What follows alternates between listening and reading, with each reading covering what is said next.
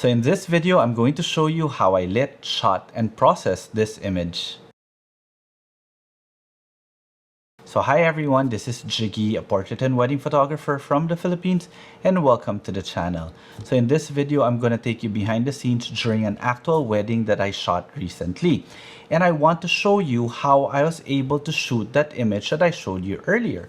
So I'm going to show you a behind the scenes photo, at the same time basically explain to you how I went to that process or how I shot that particular image and the circumstances surrounding it.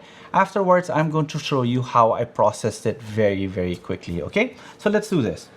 So you can see here, I had my couple here in the center of the aisle. It's a good thing here in the Philippines, we're actually allowed to shoot in the church so long as we are not disturbing the mass or we're not stopping other people from coming into the church. Now, that's actually one very good story. We have wedding coordinators that help us during the day whenever we're shooting. And the beautiful thing about coordinating with them is that I told them right after the bride and groom marches out, I'd want to bring them inside again because the church was beautiful and I wanted to shoot a couple portraits with them. And he goes, okay, fine, that's no problem. So when we were doing our march going out, he went up to me and said that, hey, Jiggy, we might not have time anymore for you guys to go out then in again. He goes, why don't you take your shot now? I'll just delay the throwing of confetti outside first. And I was like, thank you very much. Okay. So immediately I asked my staff here to get my Profoto B2 and I had my Phottix 105 cm Octabank installed in it just to give me a really nice, beautiful directional soft light. So I immediately took a few shots here and the camera that I used then was my Sony a7R Mark IV with a 16-35 2.8 lens because I wanted a wide shot because really, again, the church was beautiful. Now, it took me about basically 2 minutes to shoot this.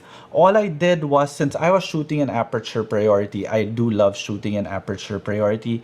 Now, if you guys want to know why in more detail, I'll put the link in the description below. But I was shooting in aperture priority and what I did was I dialed in the exposure of the ambient light to how I want it to be. In other words, I think I was about one stop underexposed.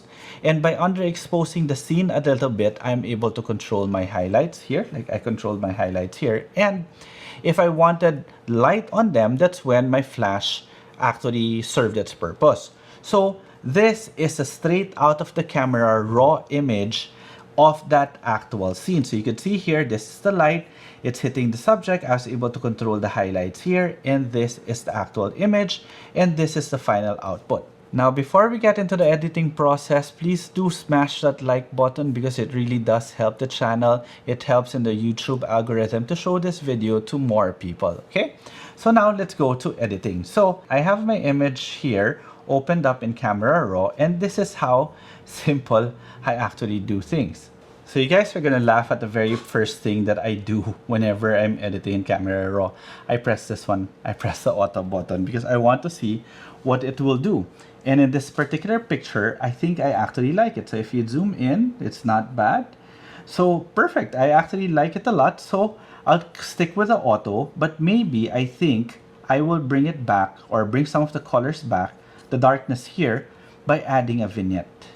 If I add a vignette, I am actually focusing the light on them. So you can see here, there's a big difference already without the vignette and with the vignette. So you check it out, without the vignette, with the vignette. Very nice. But since I put it on auto, I was able to preserve the details that were here. So I'll take it out of auto. Let's say I got a basic C with the vignette on, and without the auto, it's very dark. But if I press auto there, brings out a lot of the details. Let's bring back the vignette, the optics there. Bring it back. There we go. Then I might do a little bit of tweaking by just adjusting my temperature. I want most of my images in a warmer tone. And I find it still a little bit too bright. So now I can bring back the exposure to how I want it to be. Okay. So from there, I'll just open it up in Photoshop. So the nice thing about shooting it properly straight out of camera, you notice I didn't really have to do much anymore when it came to post-processing or tweaking my images. That's especially helpful when you're shooting a wedding and you have 5,000 or 6,000 images to go through and more or less about 300 images to process. So the less time you spend in front of your camera, the less time you spend in front of your computer editing your images, the better. So now that it's here, open up in Photoshop, you can see that there might be some problems here. Like there are some people, as I said earlier, so long as we're not disturbing anyone, we're allowed to actually shoot in the church.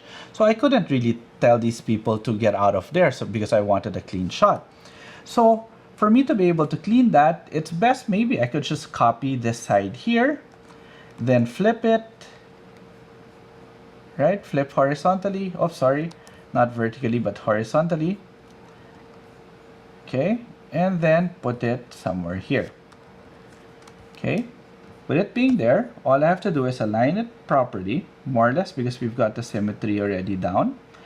I'll probably bring down my opacity just so that I can see more or less where it begins and where it ends. So more or less that should be good. Here, find a point in which you can align. More or less, it doesn't have to be perfect as of now, but when I do edit it, it has to be perfect. So from there, I'll put a mask and just mask it out. Mask out the edges. Black brush. There, mask out the edges. More or less, that's how it's gonna look. Of course, it's gonna be cleaner when I have a little bit more time. But that's how simple it is to remove. Oops, there. So there's someone there. Maybe I can just keep that like that. There. So from afar, you don't really see it too much, but of course you want to align the doors, or those doors are very obvious. So there. There we go. So, easy way to remove people out. Then we'll just remove this part here too. There.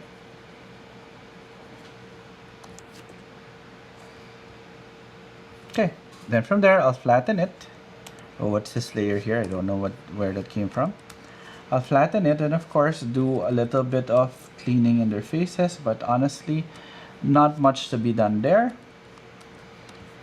Okay, then my final stage will always be my sharpening stage, which is here. I have my contrast sharpening. Basically, I sharpen via contrast. So you can see it here. I'll zoom in, I'll show you once this action is done rendering.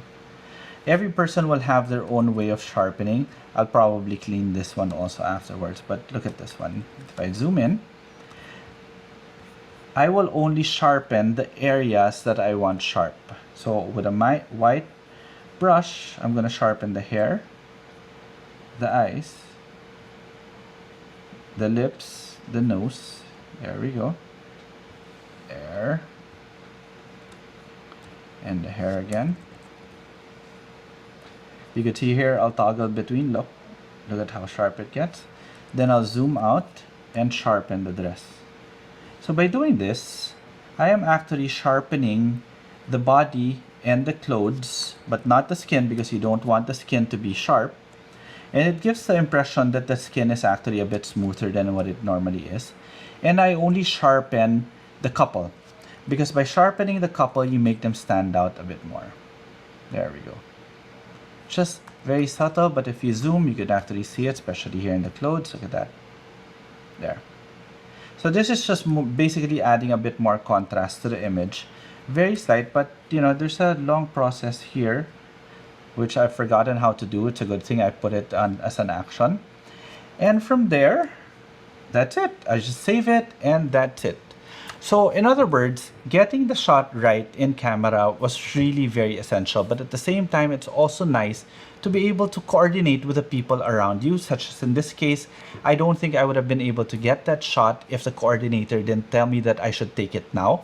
And at the same time, my team was also prepared already with my ProPhoto B2 and my 105 prepared on the side, so all they needed to do was really bring it in.